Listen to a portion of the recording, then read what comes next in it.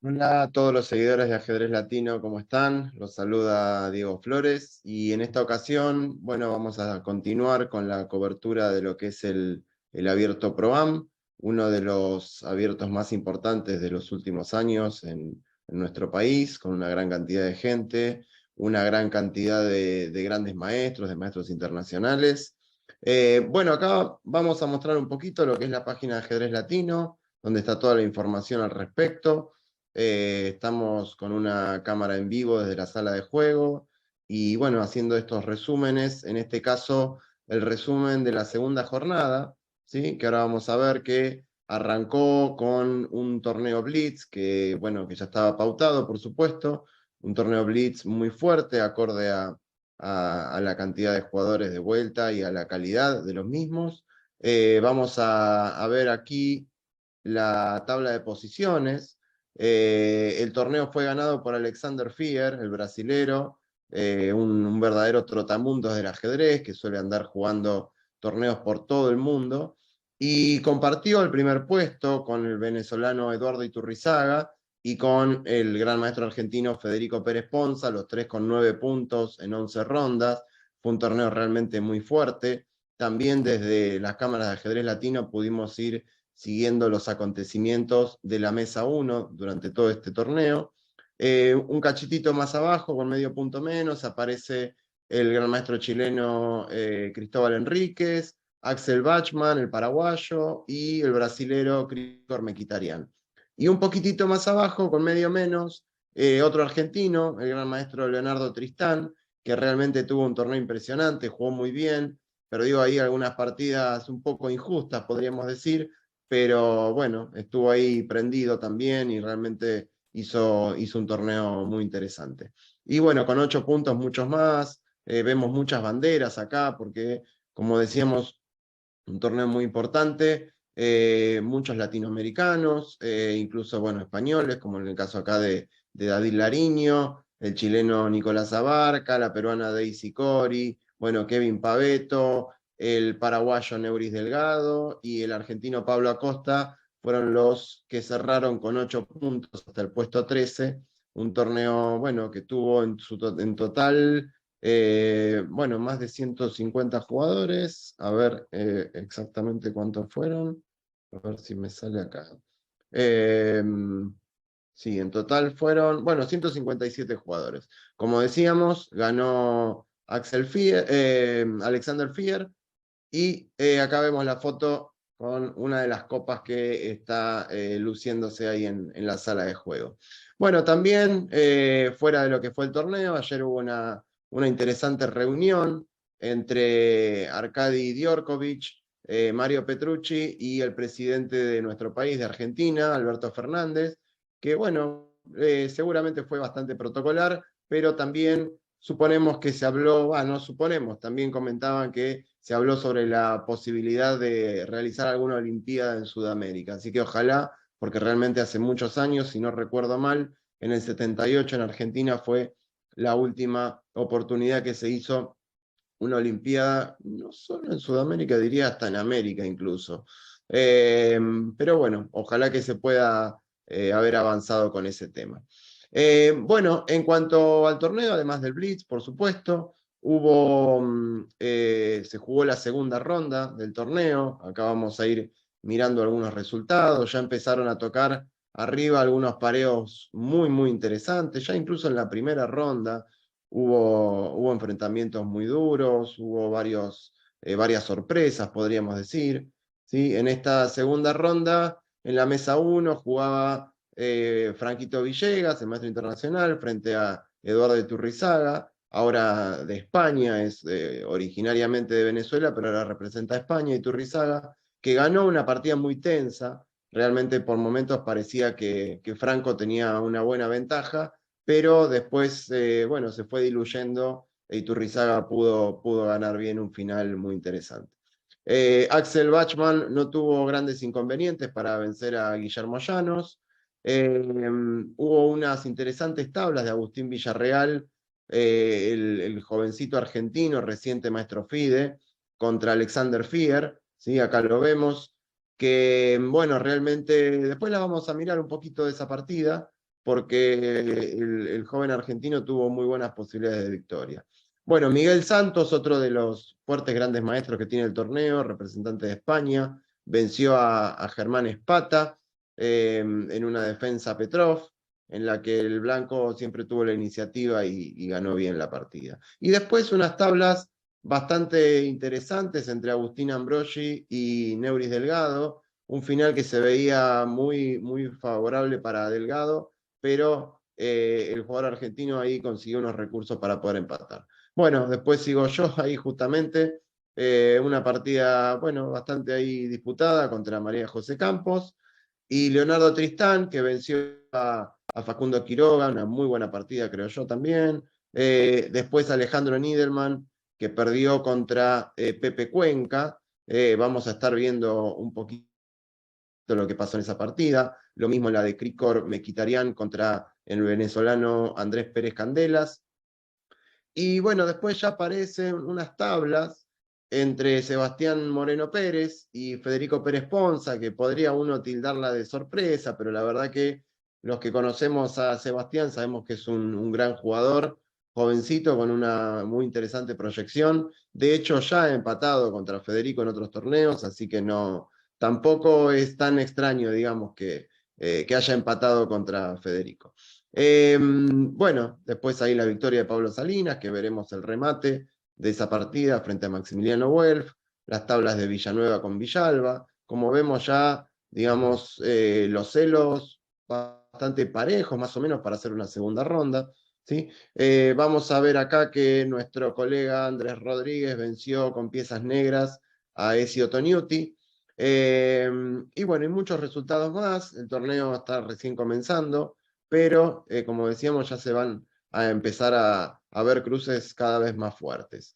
Bueno, vamos a hacer un pequeño repaso por lo que fueron algunas de las partidas que seleccioné acá. En este caso, vemos la partida de Pepe Cuenca de Negras contra Alejandro Niedelman. Fue una partida en la cual el blanco presionó bastante durante gran parte de la partida, diría saliendo de la apertura, entrando al medio juego, pero finalmente el negro logró liberarse y en esta posición Pepe Cuenca encontró una maniobra muy interesante para mejorar en su posición, que si bien ya luce bastante atractiva por la situación del rey blanco, y bueno, la maniobra, por supuesto, es con el caballo. ¿Sí? ¿Por qué? Porque es la pieza a mejorar en esta posición. ¿Sí? Y es la pieza que puede darle un salto de calidad, justamente. Por eso es que con esta jugada de retroceso, con idea de venir a F6, eventualmente tocar E4 o saltar a G4, el negro consigue una posición muy, muy interesante.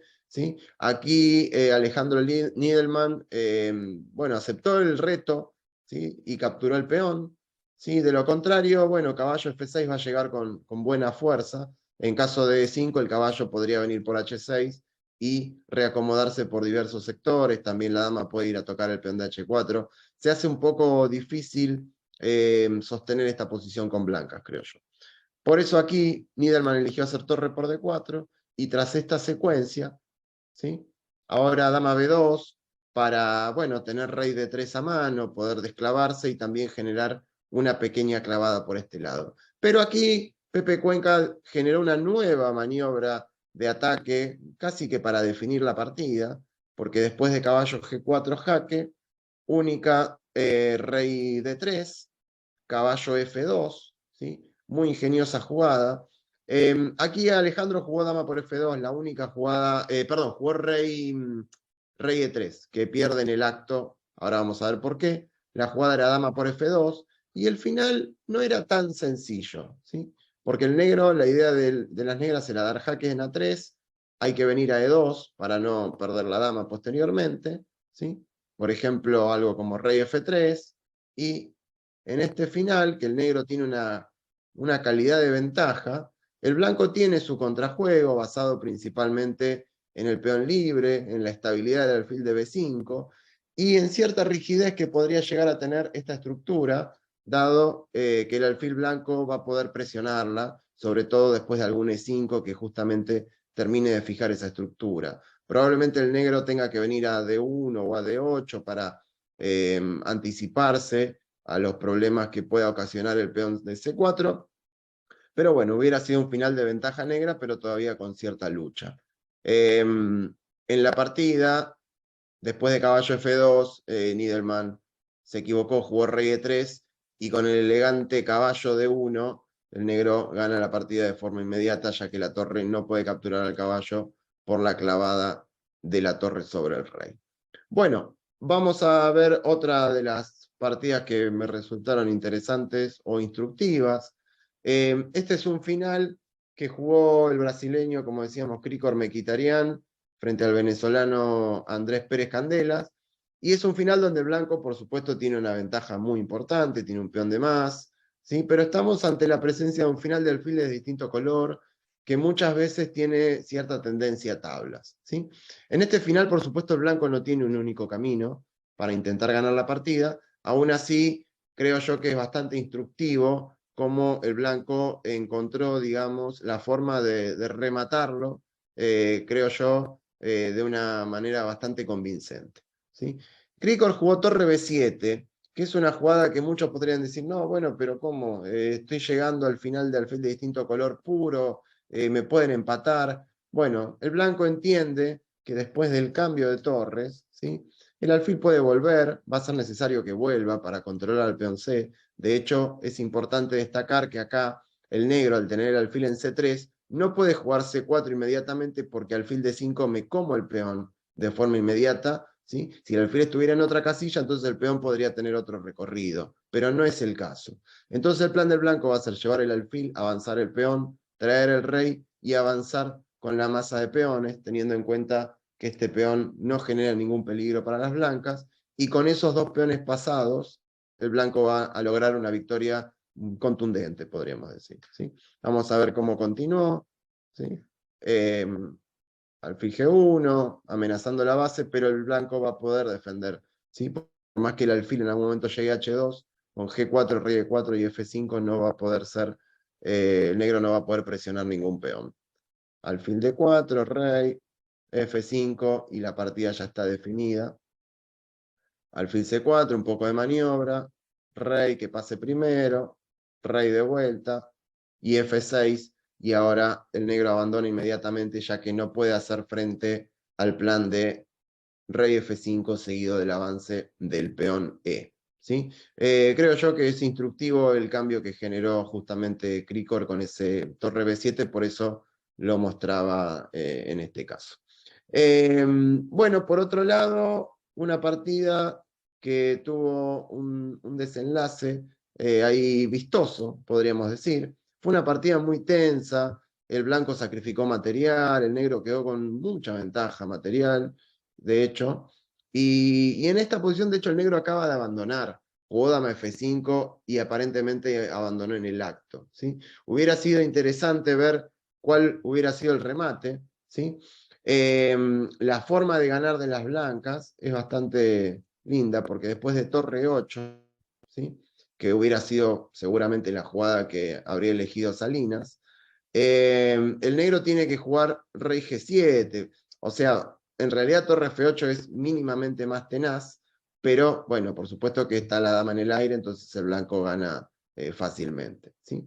Pero es bonito, elegante el remate después de rey G7, ¿sí? Porque fíjense que parece que el blanco está entrando de muchas maneras sobre el rey, pero la dama está cubriendo, digamos, ciertas casillas, ¿sí? La dama blanca no puede dar jaque. Hay alguna jugada tranquila que le daría la victoria al blanco, pero es muy bonito la foto final, ¿sí? Con el torre G6, que es la jugada para que la dama pueda finalmente entrar, y luego de dama por torre, el negro tendría ahora, no tendría ninguna casilla de escape, y dama H8 sería la jugada, el remate para ganar, para dar mate, básicamente. Bueno, y ahora vamos a pasar a la partida de Agustín Villarreal, que jugó muy bien, la verdad. Fue una apertura en la que sacó una pequeña ventaja, creo yo. Después, en un momento, se comió un peón un poco aventurado, un avance que hizo Alexander Fier con un peón doblado en B6 que vino a B5, B4 y B3, y finalmente el blanco logró capturarlo. se llegó a esta posición en la que el blanco justamente ya tiene un peón de más, y Agustín acá encontró un recurso muy interesante que fue torre por C6, ¿sí? Ya que en caso de peón por, caballo por, hay un jaque doble que a su vez es triple, porque está la torre de A7 suelta. Entonces peón por obviamente sería una elección bastante mala, porque blanco se quedaría con muchos peones de ventaja, ¿sí? Entonces, ¿qué hizo Fier acá para buscar contrajuego? Bueno, jugó alfil por B4, ¿sí? Y a caballo por B4, torre por D4 y de pronto muchas piezas en el aire, ¿sí? Por supuesto, la torre está ahí en la mira, el caballo está en la mira. Justo en este momento yo había pasado por la partida y se me había ocurrido dos jugadas. Una fue torre B6, que es la más natural, que fue la partida, y otra que pensé que podría haber sido buena es rey F3, que después pude constatar que era una idea bastante mala. Mi idea con rey F3 era que contra torre por B4, comer en E6 con jaque, ¿sí? El rey si viene acá, como el caballo con jaque, y si viene para este lado puedo dar un jaque previo. Pero aquí la sutileza es que el rey negro puede jugar a D8, y entonces contra torre D6 el negro tendría caballo D7, ¿sí? Y me quedaría con un caballo de menos. Todavía el blanco, curiosamente, con torre B6, podría tener una posición quizás hasta mejor, ¿sí? Porque aunque tenga un caballo de menos, tiene muchos peones, la torre negra está muy pasiva, los peones negros que quedan están muy rotos, ¿sí? Y el blanco, bueno, tiene ahí material y ventaja de espacio y, bueno, mucha iniciativa. Pero, por supuesto, esta no es la mejor opción, era simplemente un comentario. Acá eligió muy bien Agustín torre B6, ¿sí? A lo que Fier respondió con caballo E4, ¿sí? La pregunta sería, ¿qué pasa si caballo D7? Bueno, en realidad no pasa nada, porque en realidad la torre, si quisiera, podría ir a B5 y eso no cambiaría nada. Aún así, hay un golpe más interesante contra caballo D7, que no me quiero adelantar porque sucedió en la partida. Porque contra caballo E4, ¿sí? Que es una jugada que genera o busca ahí algún tipo de contrajuego, con algún torre D2, algún caballo C3, ¿sí?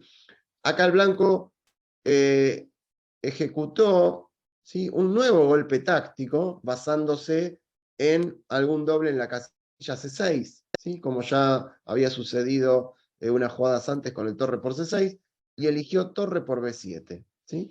Una jugada, bueno, muy directa que fuerza a torre por B7 y tras caballo C6 jaque, rey F6 y caballo por D4, ¿sí? Acá tenemos un final en el que el blanco tiene dos peones de más, podríamos decir que es ventaja decisiva, todavía quedan algunos riesgos prácticos, pero debiera ganar el blanco este final, ¿sí? Esos dos peones pasados, por supuesto, le dan mucha ventaja.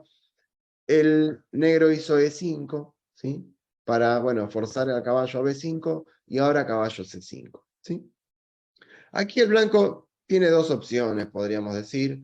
Una sería defender el peón de forma pasiva, con torre B1, ¿sí? Y la otra sería no prestarle importancia al peón y tratar de buscar alguna iniciativa directa con otra jugada, que fue lo que sucedió en la partida. Yo creo que las dos son razonables. Torre B1 me parece que está muy bien, el blanco después podrá ir llevando el rey al flanco de dama para acompañar el avance de los peones, ¿sí? De momento, fíjense que para el blanco no es tan fácil poder movilizar esos peones, ¿sí? Sin embargo, el negro se tiene que quedar quieto para que eso no suceda. ¿A qué me refiero? Que si la torre se va, entonces quizás el peón A puede correr, quiero decir, si la torre se va de la presión sobre el caballo, y si el caballo se retira de C5, desde donde mira a los dos peones, entonces también podrá avanzar el peón de B3, ¿sí? Entonces hay acá bueno, una calma ahí, pero que el negro tiene que quedarse, tiene que tener mucho cuidado, porque si no el blanco va a poder avanzar fácilmente. Entonces, teniendo en cuenta que el negro podría quedarse quieto, lo que podría hacer el blanco es algo de este estilo probablemente, y empezar a llevar el rey hacia el flanco de dama, y debiera ser una posición bastante ganadora para las blancas. Aún así es entendible que uno no haga torre B1, porque es una jugada que somete a cierta pasividad a las blancas. Por eso el blanco eligió torre C1, que es una jugada que es muy correcta también, ¿sí? Sin embargo, después de caballo por B3, jaque y rey G5, acá, claro, Agustín jugó torre C3, que no está mal, es una jugada muy razonable, pero otro plan podría haber sido, teniendo en cuenta algunas falencias del caballo de B3, que fíjense que no tiene tantos retrocesos, solamente por A5, podríamos decir. El blanco podría hacer algo como rey D3 para venir para acá, ojo con los jaques, ¿sí? Pero ir a C3 y si caballo A5 podría venir un torre A6, ¿sí? También estaría bloqueando el avance del peón, ¿sí? Porque el rey ahí lo está conteniendo. Entonces, parece una posición muy difícil de sostener para las negras. El caballo está ahí medio arrinconado. Y bueno, esto creo que le podría haber dado la victoria a las blancas, ¿sí? Que no quiere decir que no tengan una gran ventaja con lo ocurrido en la partida, pero creo que esto era lo que pedía un poco la posición, ¿no? El acercamiento del rey.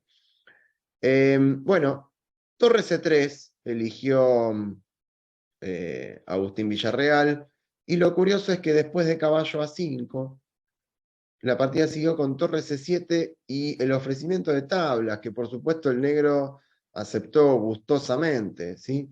Probablemente sea un final en el que el negro esté al borde de la derrota, ¿sí?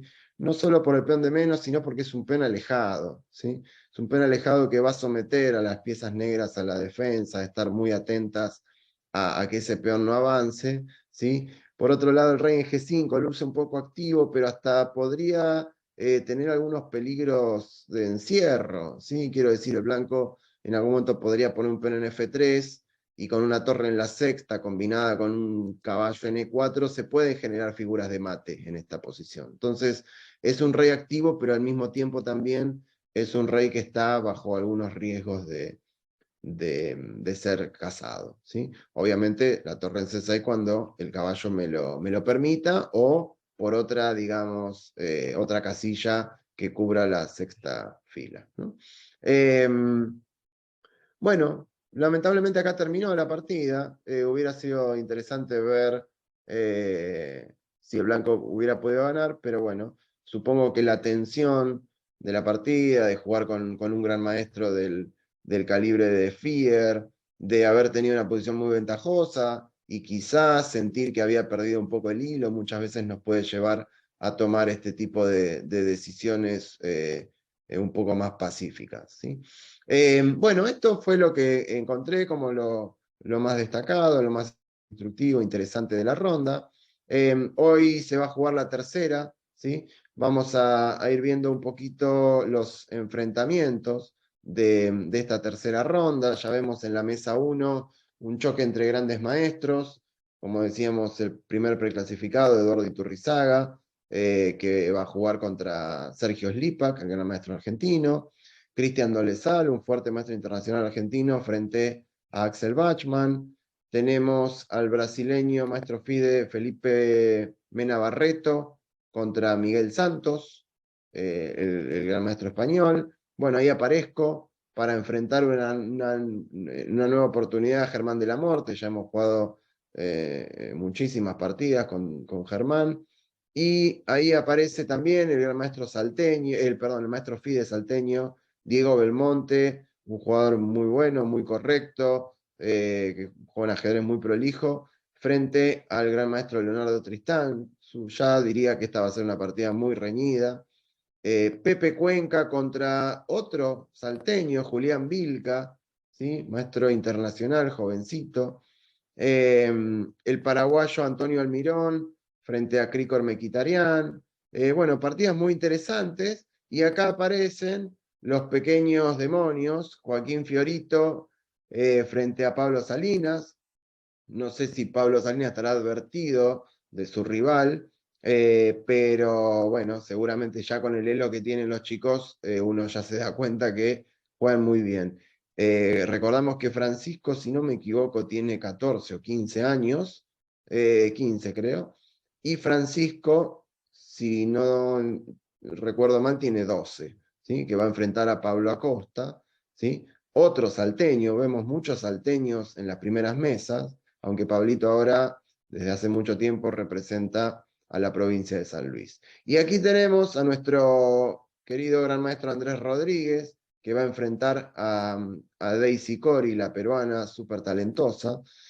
Vamos a decir que Andrés fue el único del elenco de ajedrez latino que tuvo el coraje de jugar el Blitz ayer, que si bien no tuvo una actuación tan destacable, podríamos decir, pero sí lo que sí hay que destacar es que tuvo la valentía de enfrentarse a estos ritmos contra grandes jugadores. Así que bien por Andrés que estuvo jugando ayer el Blitz. Bueno, más abajo encontramos a David Lariño, el FO, llamado de forma virtual, contra Fabián Fiorito, el papá de las criaturas que veíamos acá. Maestro internacional, bueno, todos lo conocen al Fioro. Y siguen con dos para terminar, Paveto contra Tocman, duelo de argentinos, casi de la misma generación. Alessandro Manzone contra Ilan Schneider, otro jovencito con una increíble proyección, vemos acá su ranking. Y para cerrar la hilera de 2 puntos, el maestro internacional chileno Nicolás Abarca contra el maestro FIDE Matías Latorre. Fíjense que acá muy parejo los rankings, 2383 contra 2304, ¿sí? Y ahí más abajo, entonces ahora ya con medio menos, vemos al segundo preclasificado del torneo, el gran maestro Alan Pichot, que tuvo en la primera ronda un comienzo no ideal, empató en la primera partida, una partida muy difícil en la que tranquilamente pudo haber perdido, pero pudo resistir. Ayer se repuso ganando la segunda ronda y ahí lo tenemos enfrentando a Rafael Miranda, el maestro FIDE argentino,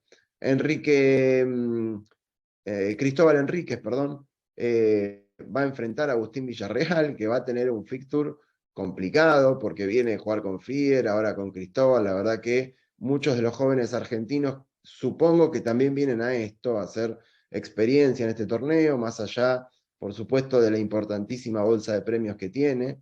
Y también vemos a Agustín Ambrogi frente a Alexander Fier, a Neuris Delgado contra Sebastián Moreno Pérez, otro que le toca a otro titán, y Gilberto Hernández contra Marcelo Villalba, Federico Pérez Ponza contra Tomás Caruso. Bueno, esto recién comienza, van 2 rondas, ya vemos enfrentamientos muy atractivos, pero lo mejor está por venir, ¿sí? Así que, bueno, espero que estén siguiendo el torneo. Ya saben, acá en la página de Ajedrez Latino pueden encontrar toda la información al respecto en ajedrezlatino.com/proam.